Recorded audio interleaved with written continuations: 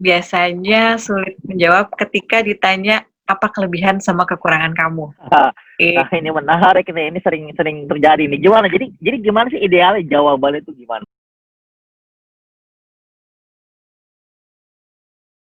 Assalamualaikum warahmatullahi wabarakatuh. Terima kasih sudah mampir ke channel saya, Denny Andriana. Nah, ini kelanjutannya ya, chapter 2 dari 2 series atau 2 chapter wawancara dengan sahabat saya, Mbak Rahmi.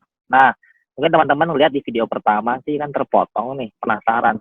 Jadi, apakah gaji itu negotiable atau enggak?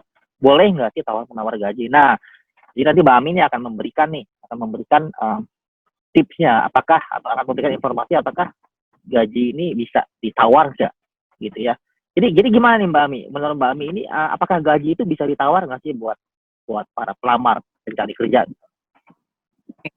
Sebelum kalian mencoba untuk negosiasi, mungkin pastikan dulu beberapa hal. Yang pertama, kalian tahu pasarannya untuk posisi tersebut di market itu berapa sih standarnya posisi tersebut dan industri tersebut. Kalian udah punya informasinya. Karena tiap perusahaan itu biasanya dia punya standar gajinya, struktur gajinya masing-masing kan. Tapi kalau yang kedua, kalian juga punya pengalaman. Kalian punya sesuatu yang bisa dibargain lah. Kan ini mau negotiate ya. Kalau negotiate kan kalian sesuatu yang untuk dibargain. Nggak Jadi mungkin dong. hukum pasar berlaku ya, demand supply itu berlaku ya. Orang itu kira-kira kalian apa sih yang bisa kalian tawarkan untuk perusahaan itu sehingga kalian ngerasa pantas untuk negotiate sesuatu atau meminta sesuatu yang menurut kalian ini harga saya tuh segini loh gitu. Jadi, Nah ini menarik nih buat teman-teman semua gitu. Jadi, nah kalau misalnya dia belum pernah kerja sama sekali gimana?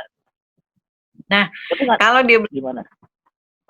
Kalau dia belum pernah kerja sama sekali, ya itu tadi mungkin dia bisa cari informasi mengenai marketnya untuk posisi itu dihargai berapa sih di pasaran. Sekarang kan informasi banyak ya.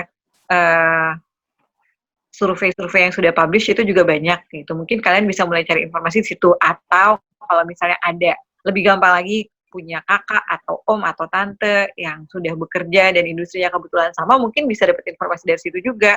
Paling nggak kan sebagai gambaran kayak gitu. Karena sekali lagi, apalagi kalau fresh graduate biasanya agak nggak dari sisi perusahaan agak nggak terlalu prefer untuk mereka negotiate sih. Biasanya lebih ke yang orang-orang yang mid higher career, yang sudah punya pengalaman kerja yang lumayan mumpuni. Nah, itu biasanya agak lebih acceptable untuk kita kalau mereka mau negotiate. Tapi kalau untuk fresh graduate sih biasanya kita akan taruh di ya sesuai standar gaji. Oke. Nah, terus biasanya nih pada saat sesi wawancara, para pelamar ini kesulitan menjawab ketika ditanya apa nih? Biasanya sulit menjawab ketika ditanya apa kelebihan sama kekurangan kamu. Nah, ini menarik nih, ini sering terjadi nih. Gimana? Jadi gimana sih idealnya jawabannya itu gimana? Karena itu juga pernah terjadi sama aku kan, maksudnya kan I was once an applicant juga kan. Ketika ditanya kelebihan atau kekurangan, sempet, hah? Apa ya? Karena kita itu nggak tahu ya, mungkin orang timur itu terbiasa merendah. Jadi ketika ditanya kelebihan, pasti jawabannya pasti, hampir pasti semua applicant tuh humble brag. Jadi sok rendah. Oh saya itu orangnya nggak bisa berhenti kalau udah kerja kayak gitu-gitu. Yang standar gitulah. Itu kan sebenarnya nggak terlalu menjelaskan ya. Padahal seharusnya ketika ditanya kelebihan itu itulah titik di mana kamu harus bisa menjual diri kamu. Semua pengalaman kamu itu pengalaman kerja, organisasi, ekskul itu kamu rangkum ketika kamu ditanya pertanyaan itu dan kamu keluarin lah di situ. Nah, itu masuk kategori sombong atau pede itu biasanya nih bagi HRD? Tergantung penyampaiannya. Oh, oke. Attitude ya, jadi attitude dinilai ya, attitude. Oh, message itu kan berapa persen? Baca 70% dari message itu bukan isinya tapi cara penyampaiannya. Nah benar-benar. Apa? Jadi kalau kita punya banyak kelebihan, kalau gayanya santai, oke lah ya. Ya, yang penting pede tapi nggak songong gitu loh. Siap. Nah terus apa namanya kalau misalnya tadi udah dinilai ya terkait attitude juga berarti. Nah jadi kalau misalnya secara kualifikasi akademik dan sebagainya dia sudah memenuhi semua itu pada saat wawancara itu, ada penilaian subjektif nggak nih? Subjektif, kalau dia sudah sampai di interview dengan user, biasanya Oke. kalau kamu sudah lewat tahapan-tahapan kayak tes tertulis, kemampuan, segala macam, aptitude dan lain-lain, itu kan kalian akan sampai di tahap standarnya biasanya ada interview dengan user. Nah, itu sih sudah persepsi user ke kamu. Itu sudah berarti apa yang dia cari itu sangat-sangat subjektif gitu loh. Karena di level itu tuh dari segi verifikasi itu udah semua kandidat yang sampai di level itu tuh udah sama nih. Tinggal sekarang dari user itu. Dan itu bisa subjektif.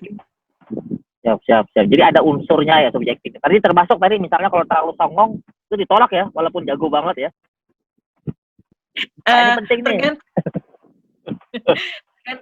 Interviewernya, ada interviewer yang suka malah maksudnya, oh coba nih kita lihat sampai mana nih songongnya. Sampai mana songongnya gitu ya. Oke, menarik nih. Siap. Nah, terakhir nih, tips nggak nih, ada tips nggak nih dari HRD nih untuk pemula deh, yang baru lulus, ngapain nih? Coba singkat aja deh, singkat. Kalau panjang-panjang nanti mereka nggak nonton video saya lagi yang pendek aja pendek. Oke. Jadi untuk yang baru pertama kali itu, yang pertama itu tadi seperti sudah di sesi sebelumnya, penampilan. Jangan yang rapih kayak gitu, yang rapih. Business look lah, kalian bisa lihatlah business look itu seperti apa. Terus kedua juga harus kontak mata, penting ketika masuk ruangan. Kontak mata itu penting sekali, semua orang yang di situ kalian cari kontak matanya. Terus ya kalau sudah penampilan ya itu tadi, jawabnya dengan pede tapi jangan sombong gitu. Dan sesuai fakta apa yang kamu punya, keluarin deh semua di situ. Karena you will never have second chance for first impression. Jadi berpersiapan. Jadi ini penting nih buat teman-teman semua. Jadi selain attitude juga masalah appearance lah ya, itu penting lah ya. Jadi ganteng cantik itu bukan faktor utama lah, karena kita tidak ingin menjadi bintang film lah ya. Pada saat ini tidak bintang film ataupun artis. Oke lah. Terima kasih banyak loh ini Mbak Ami ya, waktunya. Nanti pasti ada sesi-sesi lain lah sebenarnya, cuman kita tahan dulu lah, jadi supaya nanti teman-teman semua biar mencerna dulu nanti kelanjutannya seperti apa. Akhir kata mungkin sekali lagi saya ajak teman-teman semua untuk subscribe channel saya supaya nanti akan banyak seri ya, nggak hanya dengan satu orang manajer doang, supaya nanti kalian punya berbagai perspektif untuk mencari solusi yang terbaik lah. Jadi karena kan kita goalsnya supaya cepat modal ya, balik cepat modal dari biaya yang sudah kita keluarkan untuk kuliah. Jangan lupa subscribe channel saya. Terima kasih banyak Mbak Ami. Mudah-mudahan Indonesia sehat-sehat selalu semuanya di sana. Mungkin sama-sama semua di sana juga. Ya, siap. Terima kasih sekali lagi. Assalamualaikum warahmatullahi wabarakatuh. Assalamualaikum warahmatullahi wabarakatuh.